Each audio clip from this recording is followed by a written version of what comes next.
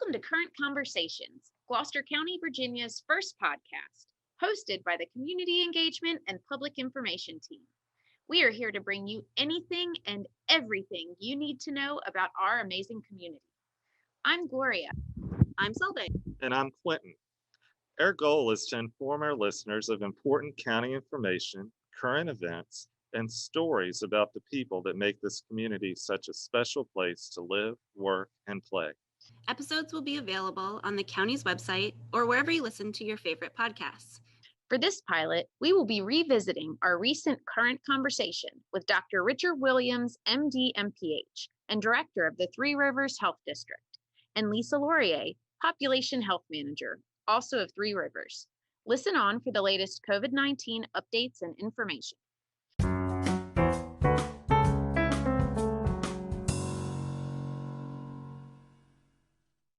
Hello there, my name is Gloria Williams. And I'm Quentin Shepard. And we're with the Gloucester County's Community Engagement and Public Information Department. We are truly honored and excited to share some time this evening with some very special guests. Dr. Richard S. Williams, MD, MPH, and Director of the Three Rivers Health District, and Ms. Lisa Laurier, Population Health Manager, Division of Community Health, also with the Three Rivers Health District. Thank you both so much for being here tonight. We really do appreciate you all taking the time. We know how incredibly busy you and all of your staff have been in what seems like an eternity, but we're creeping right up on about a year now of going through this, and we just appreciate you and the information that you're able to provide and the information you've been providing so steadily along the way. And thank you for speaking with us tonight on this recorded Zoom call so that we can share some important information and updates. Let's kick things off with a brief introduction and a little bit of a discussion on exactly what the Three Rivers Health District is and how it fits under the umbrella of the statewide health district as a whole.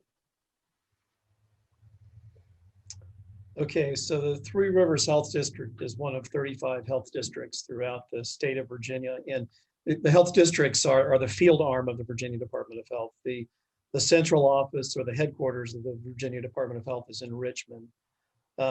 There are other field units that deal with anything from water quality to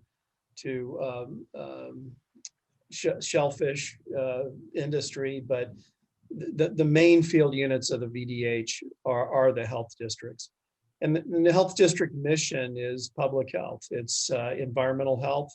We have clinical activities that we do.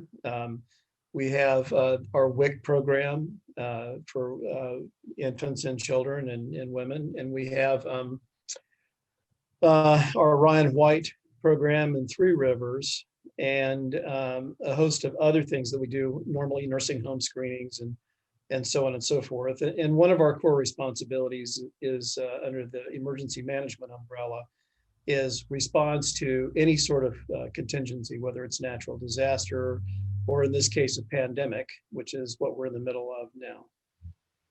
So I think it's safe to say that you all were beyond busy to begin with, and now with this pandemic on top of you, it's just been a crazy past year. And again, we just really appreciate all that y'all are doing.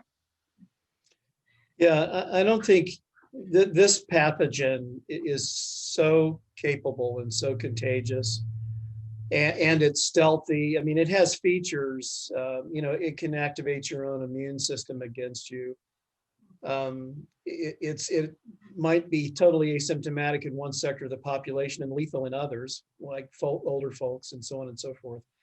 So I don't think this sort of a pathogen was in anybody's planning playbook, if you will. All of our annual exercises with vaccination programs and so on and so forth are aimed at a flu-like scenario, and this is much light years more difficult and challenging than flu.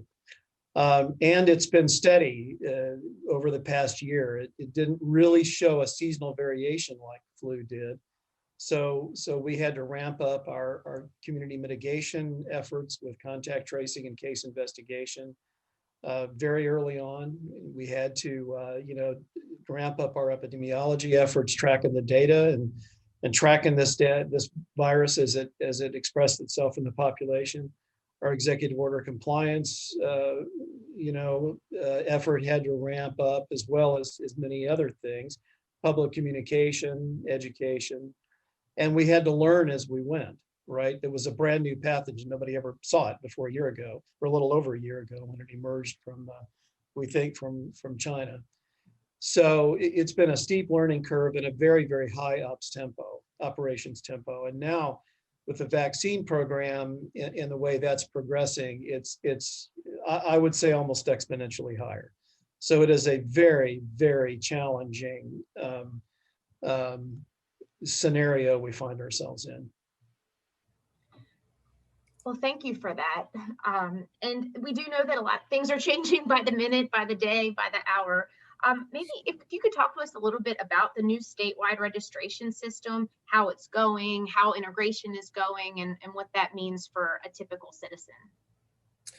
Yeah, when we were ramping up, or when we were leading up to receiving vaccines, these are all the vaccines, whether it's Moderna or Pfizer, Johnson & Johnson, Oxford, AstraZeneca, none of these things existed a year ago. So they were designed, they were developed, they were manufactured in record time. They went through all phases of clinical trials in record time. So we didn't really know what we were going to get until the November, really December timeframe, and we didn't really understand it well until it arrived on our doorstep. And we were able to see for ourselves the requirements to use, especially the messenger RNA vaccines, the Moderna and the Pfizer. So we really had to adapt our vaccine core emergency response, which is flu, to this very, very complex vaccine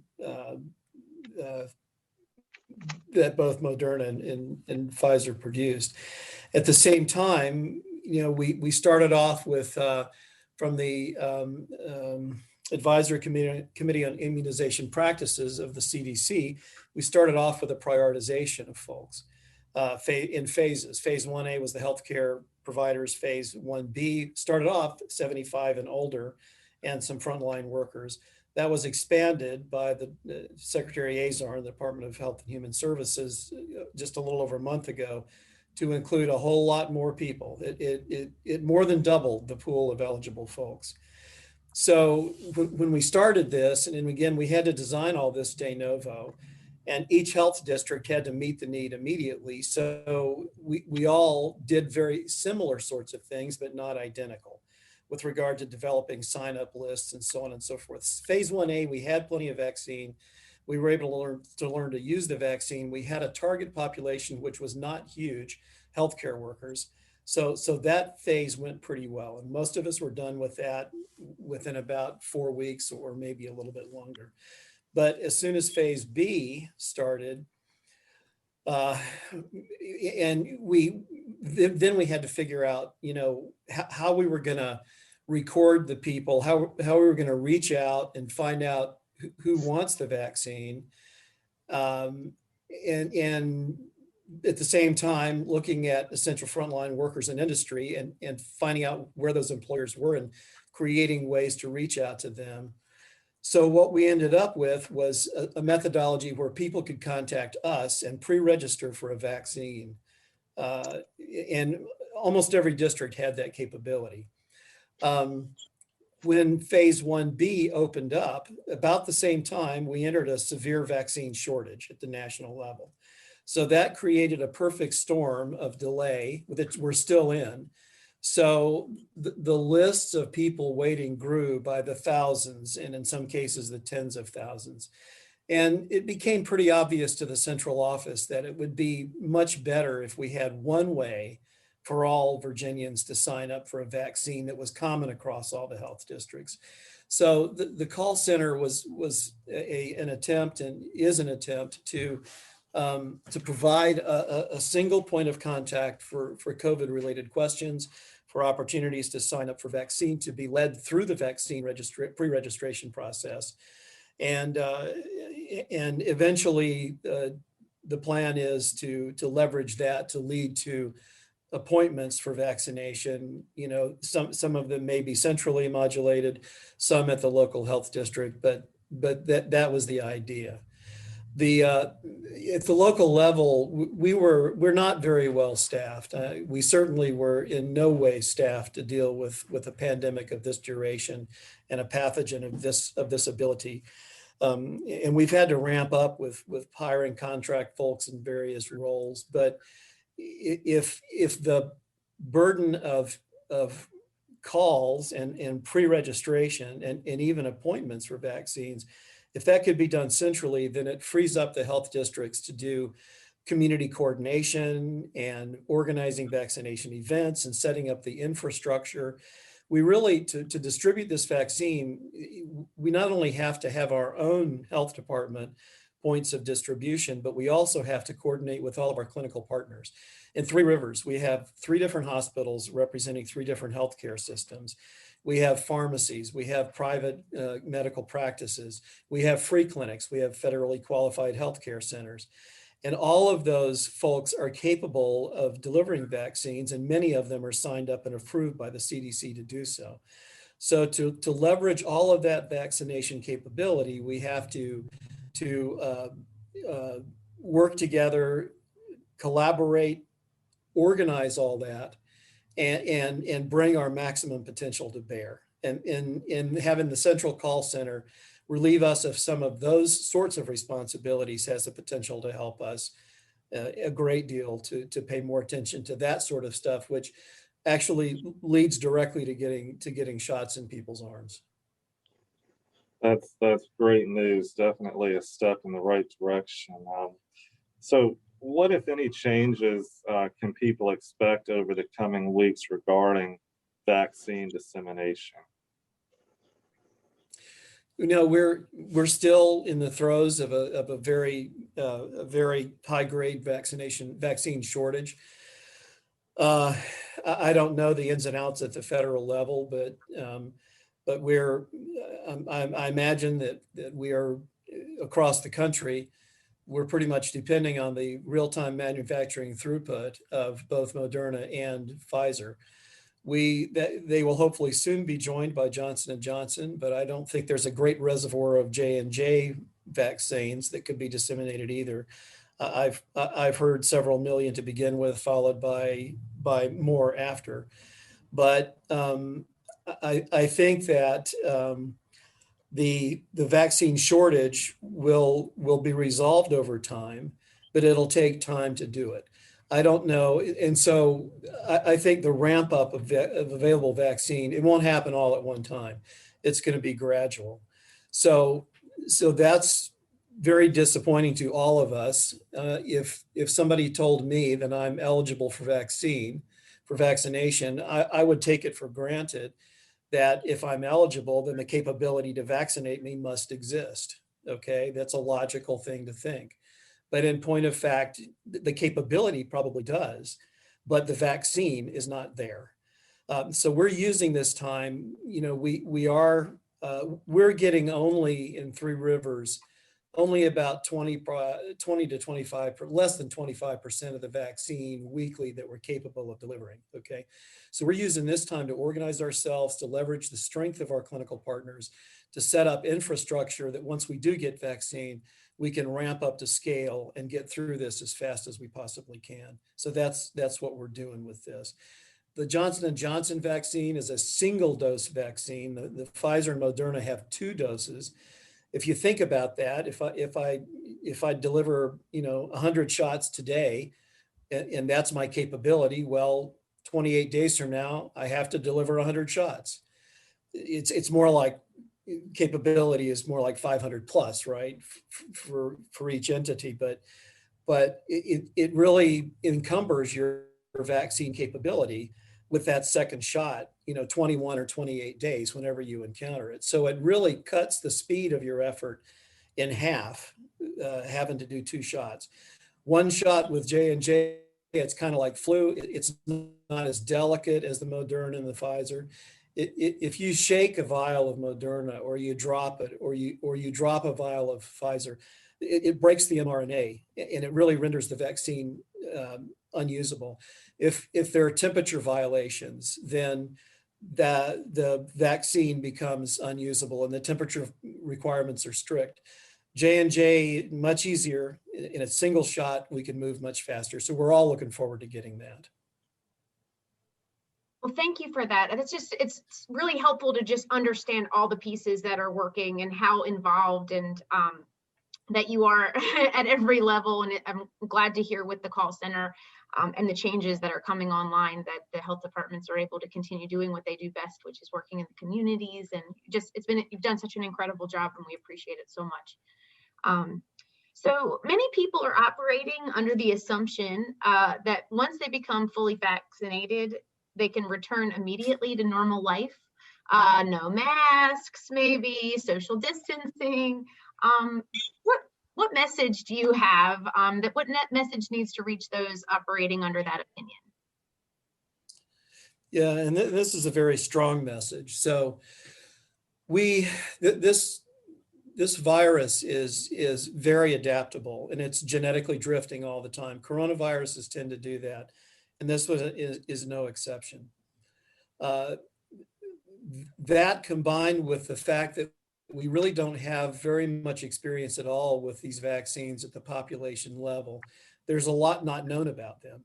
We know that they reduce serious disease. They're capable of reducing serious disease to mild disease. We're not sure if you're vaccinated, if you can't be reinfected. If you are, we think there's evidence emerging that if you're reinfected after or infected after vaccination, that the viral load is much lower, and you may not be able to transmit the disease as well. But there's pretty good evidence that you can get infected again after vaccine, or at least some people can. Some people may be protected fully, but we can't count on that. If you couple that with the fact that this virus is genetically drifting, and some of the most critical mutations are at the spike protein. The spike protein is what the virus uses to attach to the cells in our respiratory system to invade our bodies. So if that spike protein, if the genetics controlling that spike protein mutate and the spike protein changes, then our vaccines, which are engineered to target that spike protein, may be less effective. That's the virus's way of evading our defensive measures. The other thing is these viruses, these new variants tend to be more infectious. So they potentially defeat our countermeasures on a number of ways. They might defeat social distancing. They might, and that make that, infection is based on the amount of viruses you inhale, right? So the way you inhale less viruses is there are three things: distance, time, and a barrier to inhaling or exhaling virus. That's the social distancing, 6 feet or more, the time 15 minutes or less in the presence of somebody exhaling COVID, and then the mask does filter out viral particles. So all of those things work together to limit the dose if you do happen to encounter a COVID positive person. Well, these viruses are evolving and genetically drifting to potentially defeat those things, as well as change the spike protein, which makes the vaccine, the antibodies that the vaccines develop, not as effective. Now, there are other parts of the immune system that are also active here, T cells and other things that are good. So the vaccines will undoubtedly remain at least somewhat effective, but we can't count on complete effectiveness. So what that means is, after you get vaccinated, it's especially with high community transmission levels, and we're still in high community transmission levels, it's not a good idea at all to stop defensive measures. You still need to do exactly what you were doing before. And we'll know when we can come out of masks, and we'll know when we can, limit social distancing, when the virus loads, when the prevalence of the disease drops to very, very low levels across the country. That's when public health authorities will start telling us, hey, we're kind of getting ahead of this thing, and it's okay to relax some of your defensive measures, but not until then. And you spoke a little